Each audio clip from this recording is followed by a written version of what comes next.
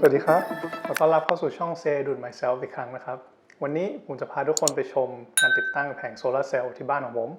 แล้วก็จะพูดถึงข้อสำคัญต่างๆเกี่ยวกับโซลาร์เซลล์แล้วก็โซลาร์แผงด้วยนะครับโซลาร์เซลล์เนี่ยหน้าที่ของมันก็คือการเปลี่ยนพลังงานแสงอาทิตย์ให้เป็นพลังงานไฟฟ้าแผงโซลาร์ที่ซื้อได้ในท้องตลาดเนี่ยจะแบ่งออกเป็น2แบบนะครับคือแบบโมโนแล้วก็แบบโพลี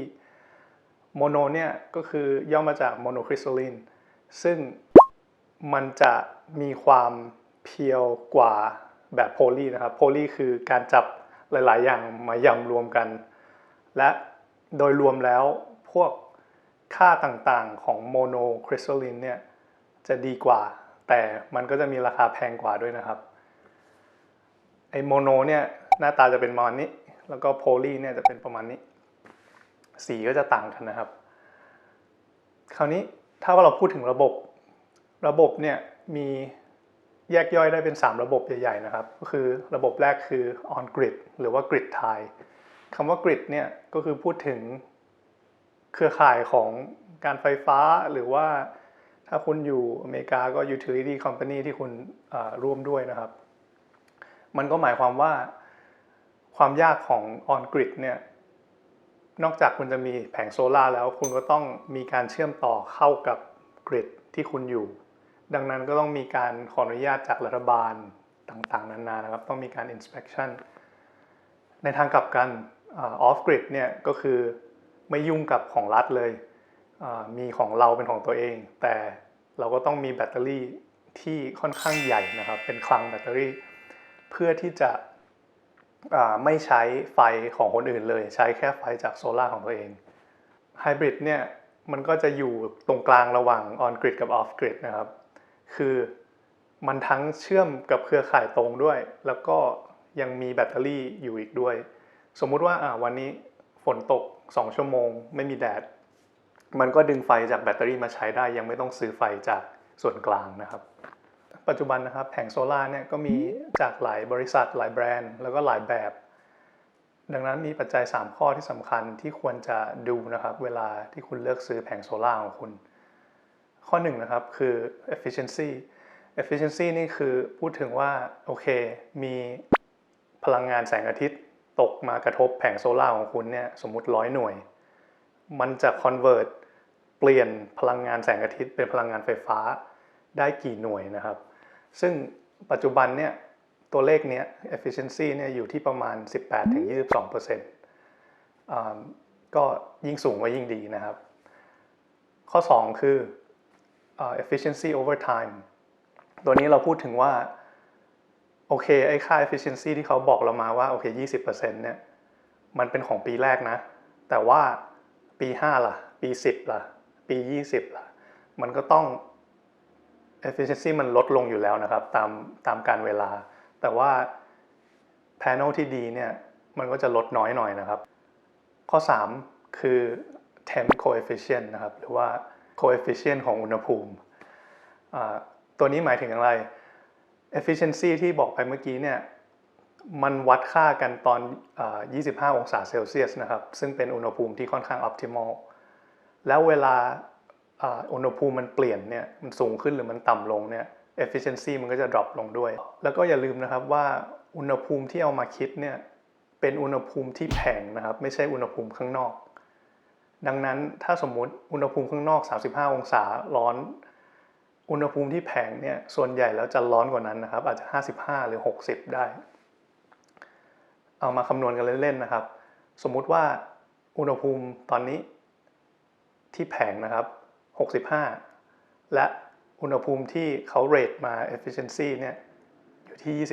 25และมีค่า temp coefficient เนี่ย 0.5% ต่อองศาดังนั้นอุณหภูมิที่ต่างจาก25เป็น65ก็คือ40ใช่ไหมครับแล้วก็เอา40เนี่ยมาคูณ temp coefficient คือ40คูณ 0.5 เราจะได้ที่ 20% ใช่ไหมครับดังนั้นถ้าคุณมี panel หลาย panel ออกมาต่อกันแล้วคุณหวังว่าจะได้3,000 วัตต์สมมติและถ้ามัน drop ไป 20% เพราะอุณหภูมิที่กล่าวไปนะครับคุณก็จะเสียจาก 3,000 วัตต์คุณก็จะเสียไปถึง600 วัตต์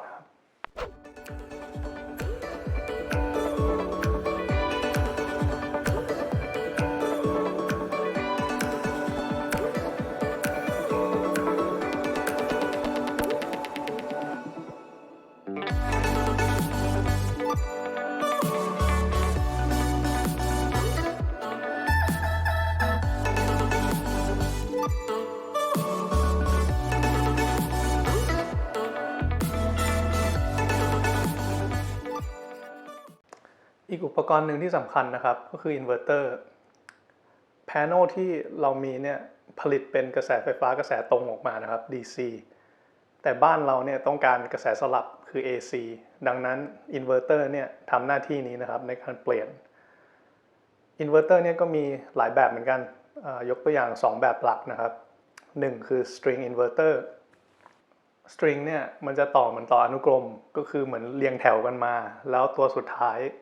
ค่อยต่อมาเข้าที่มิเตอร์หลักข้อเสียของ string inverter นะครับคือถ้าสมมุติคุณอยู่ในพื้นที่ที่มีต้นไม้ใหญ่หรือต้นไม้กำลังจะเติบโตขึ้นมาแล้วมันจะบังแผงของคุณได้สมมุติว่าคุณมี10แผงแล้วมีแค่แผงเดียวนะครับที่โดนเงาของต้นไม้ทุกแผงที่เหลือเนี่ย production ก็จะ drop หมดเลยเพราะว่ามันเป็นอนุกรมนะครับอีกแบบหนึ่งเนี่ยคือเรียกว่า micro inverter เนี่ยจะเอาอินเวอร์เตอร์ไปสอดไว้กับแผงทุกแผงเลยก็คือมี1แผงก็ใช้1 micro inverter มี10ก็ใช้10ข้อดีของมันนะครับก็คือถ้ามีกรณีเมื่อกี้มันก็จะ drop แค่แผงเดียวนะครับแผงอื่นก็ยังทำได้ 100% อยู่แต่มันก็ราคาสูงกว่าเช่นกันนะครับก่อนที่จะเริ่ม process การติดตั้งนะครับเราก็ต้องมีการคุยกับหลายๆบริษัทก่อนเพื่อหาแผงแล้วก็ราคาที่เรายอมรับใช่ไหมครับแล้วบริษัทพวกนี้เนี่ยก็จะส่ง proposal มาให้เรา process นี้เนี่ยค่อนข้างง่ายนะครับผมแทบไม่เจอทีมของบริษัทเลยเพราะว่าสมัยนี้เนี่ยเขามีการใช้ LiDAR technology LiDAR นี่คือการสะท้อนของเลเซอร์นะครับในการบอกว่าแผงเนี่ยควรจะอยู่ตรงไหนของหลังคาคุณเพราะว่าส่วนนั้นของหลังคาคุณเนี่ยมันได้รับแสงอาทิตย์โดยเฉลี่ยแล้วมากที่สุดนะครับอันนี้ยกตัวอย่าง spec sheet นะครับว่าปัจจัยที่ยกตัวอย่างไปเมื่อกี้เนี่ยคุณควรจะดูตรงไหนในข้อมูลที่เขาให้มาและถ้าเขาให้ข้อมูลมาไม่ครบเนี่ยคุณควรจะถามสิ่งพวกนี้กับเขาได้นะครับกับบริษัทที่คุณดีลด้วยเนี่ย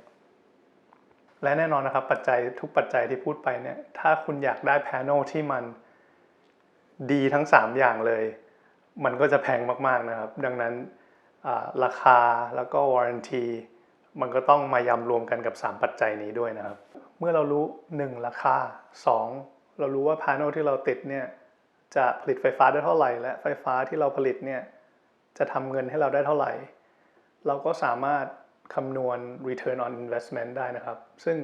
โดยรวมแล้ว solar panel เนี่ย return on investment เนี่ยจะอยู่ที่ประมาณ10 ปีนะครับแต่10 ปีที่พูดถึงเนี่ยไม่รวมปัจจัยหลายอย่างนะครับเช่นถ้าในอนาคตค่าไฟฟ้าแพงขึ้นซึ่งมันแพงขึ้นอยู่แล้ว return on investment ก็จะดีขึ้นนะครับแล้วก็อีกปัจจัยหลักปัจจัยหนึ่งก็คือราคาบ้านถ้าบ้านเราติดโซล่าราคาบ้านเราก็สูงขึ้นไปด้วยนะครับ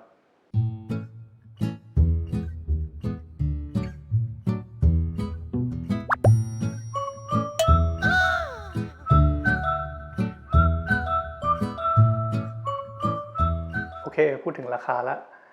แผงที่ผมเลือกนี่เป็นของ Panasonic นะครับแล้วก็เป็นหนึ่งใน spec sheet ที่โชว์ให้ดูเมื่อกี้ทั้งหมดที่ผมทำเนี่ยอยู่ที่14แผงละ340วัตต์นะครับดังนั้นรวมกันเนี่ยประมาณเกือบ5กิโลวัตต์และราคาอยู่ที่ 450,000 บาท แต่มันจะมี incentive จาก Federal Government ของอเมริกานะครับก็คือรัฐบาลกลางลดให้ 26% โดยการคืนภาษีให้นะครับในปีถัดมาแล้วก็มี utility company ก็คือบริษัทที่ขายไฟฟ้าให้ผมเนี่ยยังให้รีเบทมาอีกเกือบ100,000 บาทนะครับดังนั้นเบ็ดเสร็จแล้วราคามันเหลืออยู่ที่ 250,000 บาท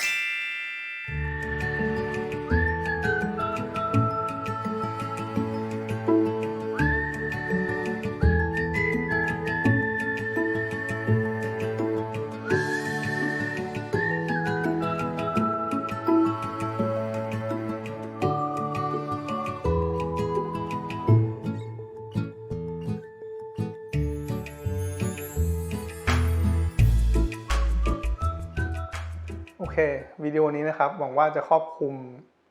หลายๆอย่างที่สำคัญแล้วก็ไม่ได้เจาะลึกมากนะครับแต่ว่าหวังว่าจะเป็นประโยชน์ให้ทุกคนบ้างแล้วก็ตอนนี้เนี่ย panel เนี่ยขึ้นเสร็จแล้วนะครับอยู่บนบ้านแต่มันต้องมีการต่อ electrical system แล้วก็ต้องมีการ inspection จาก utility company นะครับหลังจากที่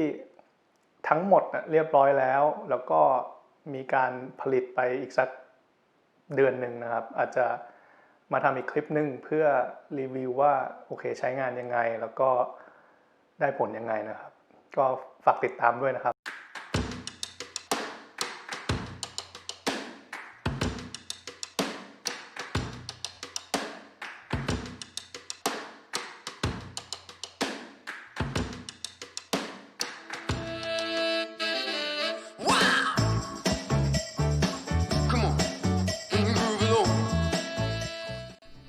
สำหรับคนที่อยู่อเมริกาแล้วก็กำลังสนใจด้านโซล่านะครับผมแนะนำเว็บไซต์ที่เรียกว่า Energy Sage นะครับซึ่งหลังจากที่คุณให้ข้อมูลบางส่วนที่สำคัญเช่นที่อยู่เช่นค่าไฟฟ้ารายเดือนโดยเฉลี่ยนะครับ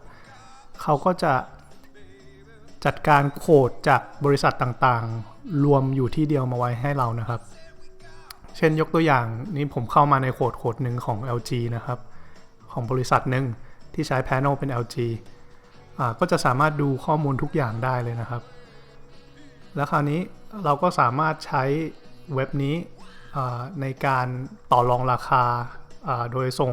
ข้อมูลไปมานะครับโดยไม่เปิดเผยอีเมลเราโดยตรงผมมี referral link อยู่ที่ description นะครับใครที่สนใจที่จะใช้ Energy Sage ก็ฝากใช้ลิงก์ของผมในการสมัครเว็บไซต์นี้ด้วยนะครับขอบคุณมากครับ